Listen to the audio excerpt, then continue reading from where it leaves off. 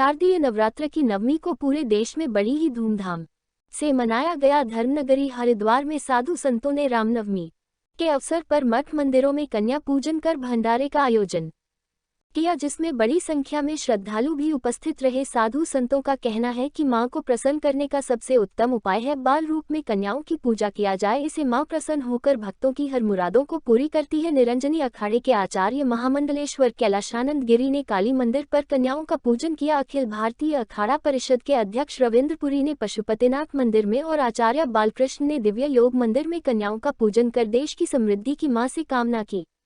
किया है। सभी यहाँ मठ में आए हैं और अभी आज का ऐसा दिन है कि आज माँ भगवती का दिन है और हमने यही प्रयास किया है कि आज माँ भगवती से यही हमने विनती की है। माँ भगवती से ही आशीर्वाद हमने लिया है कि हमारे आसपास में कोई रावण पैदा न हो, क्योंकि जितनी भी जो कन्या भाई बहन जितनी भी बहनें हैं माताएं हैं सबकी रक्षा करना हमारा धर्म है, हमारा कर्म है।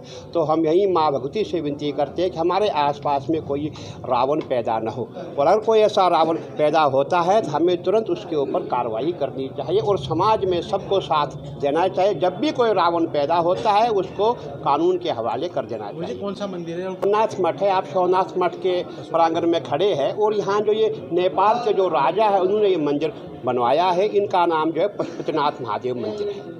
बहुत प्राचीन मंदिर है और यहाँ जो है परंपरा से सैकड़ों साल पुराना मंदिर है जहाँ आप खड़े हुए कन्या पूजन आपने देखा होगा। अभी हमने गंगा घाट पे कन्या पूजन किया है। माँ भगवती का आशीर्वाद हमें प्राप्त हुआ है और माँ भगवती से विनती की है, हे माँ भगवती आज आप जा रहे हो, आप सबको हमें सर्वभवन्तु सुखिनः सर्वे सन्तु निरामया सर्वे भद्राणि पश्यन्तु माँ कश्चित् दुःखभाग् भवेत्। सबको सुखी रखना, जितने भी हमारे भाई बंध है सब सुखी रहे और जो भी बीमारी याद जो भी कुछ दुख है वो सब दूर हो जाए। क्योंकि प्रथमं शैलपुत्री च द्वितीयं ब्रह्मचारिणी तृतीयं चंद्रघंटेति कुसुमांटेति चतुर्थकं पंचमं स्कंदमातेति षष्ठं कात्यायनीति च सप्तमं कालरात्रिति महागौरीति च अष्टमं नवमं सिद्धदात्री च नवदुर्गा प्रकृतिता।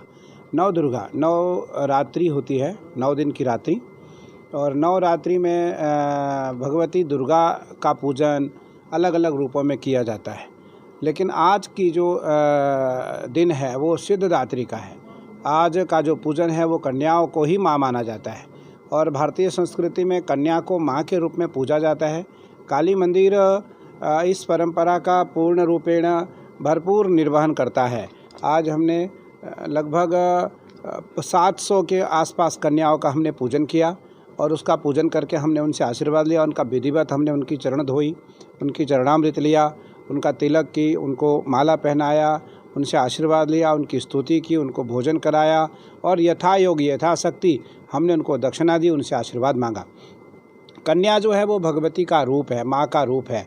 इसलिए मैं आज नवरात्रि की इस पावन बेला पर पूरे देशवासियों को नवरात्रि की बधाई देता हूँ और कन्या पूजन के लिए मैं सबको प्रेरित करता हूँ कि आप सभी कन्या पूजन करें और प्रत्यक्ष रूप से माँ का आशीर्वाद कन्या के रूप में लें।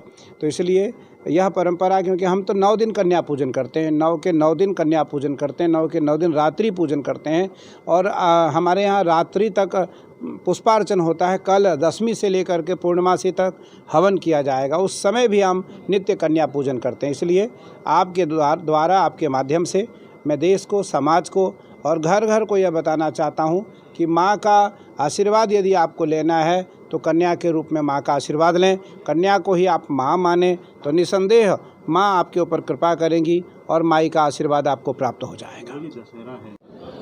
भारतीय सनातन वैदिक संस्कृति में नवरात्रों की बड़ी महत्ता है और कल विजयदशमी है।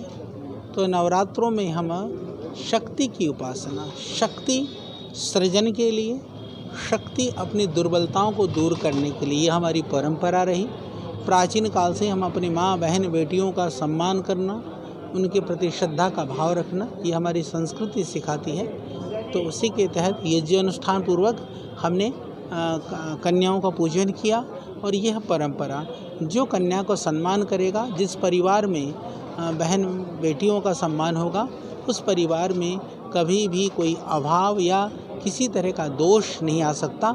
इसीलिए आज जहां देश के अंदर माँ बहन बेटियों के जीवन या उनके चरित्र के लिए कहीं सुरक्षा के लिए एक संघर्ष की स्थिति है, तो मैं निवेदन करता हूं सभी लोग यदि नवरात्रों में बहन बेटियों की पूजा करें, सम्मान करें, तो हमारे अंदर से श्रद्धा का, सात्विकता का भाव जगेगा। समाज से जो विकृतियां हैं वो स्वतः ही समाप्त हो जाएंगी।